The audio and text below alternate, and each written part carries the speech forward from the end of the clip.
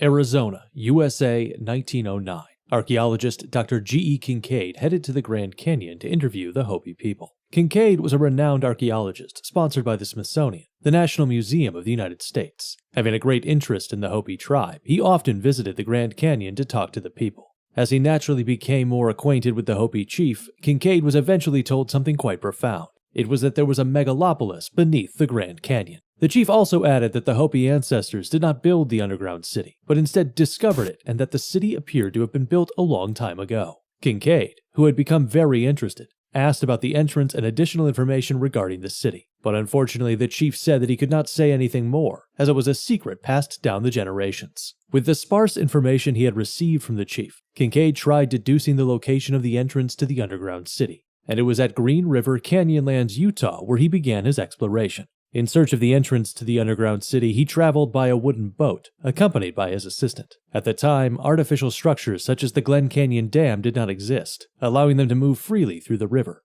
After some time passed, Kincaid discovered unusual sedimentary rocks on the eastern wall of the canyon, located approximately 42 miles above the El Tovar Crystal Canyon River. In addition, he also discovered different sedimentary staining on the riverbed nearby. Near the riverbank, he discovered an entrance to a cave, hidden behind surrounding objects. There were also minute traces of what looked like stairs around the entrance to the cave. Having discovered chisel marks on the inner wall of the cave's entrance, Kincaid was convinced that this was the entrance to the underground city. The thin and narrow path leading to the underground spanned several kilometers.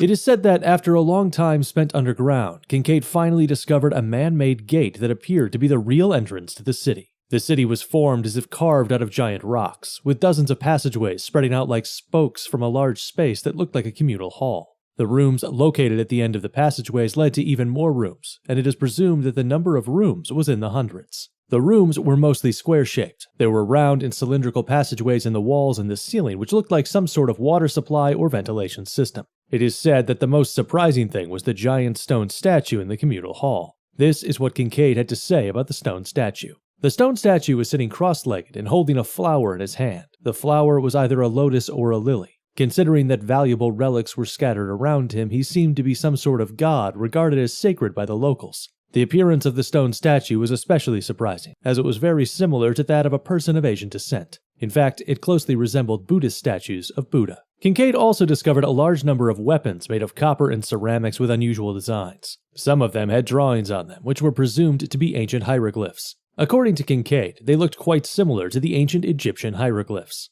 It is said that Kincaid felt a strange sense of disparity as he was exploring the interior of the city, and this was because he had a strong feeling that the various relics and traces found inside the underground city were a mixture of civilizations from all over the world. The mixture went beyond just different countries, spanning across both the Eastern and the Western civilizations. Following the end of his exploration, Kincaid, who knew very well the archaeological significance of such cultural chaos, requested assistance from the Smithsonian. Upon reviewing the data sent by Kincaid, the Smithsonian immediately prepared to dispatch a large-scale second exploration team.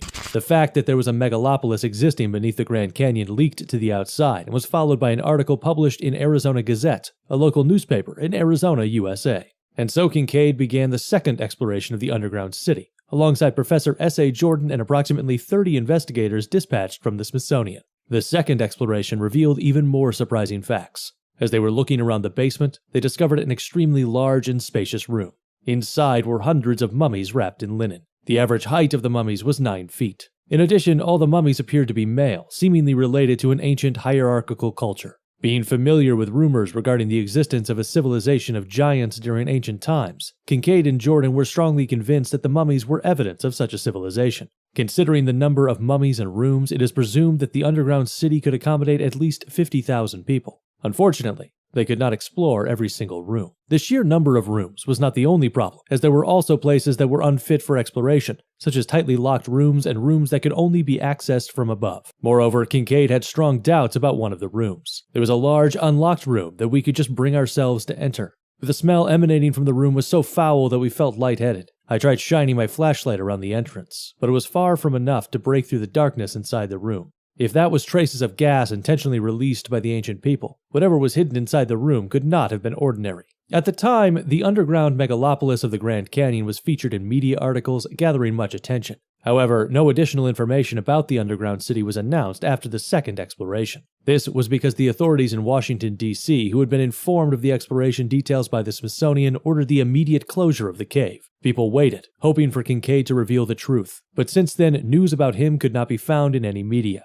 Traces of his exploration had completely vanished from the archaeological community as well. This resulted in two main opinions arising from the public. The opinions were that either Kincaid's discovery of the underground city was fake, or that it was a cover-up by the government. But then again, not only were its facts published in local newspapers, but it was also an official exploration substantially supported by the Smithsonian.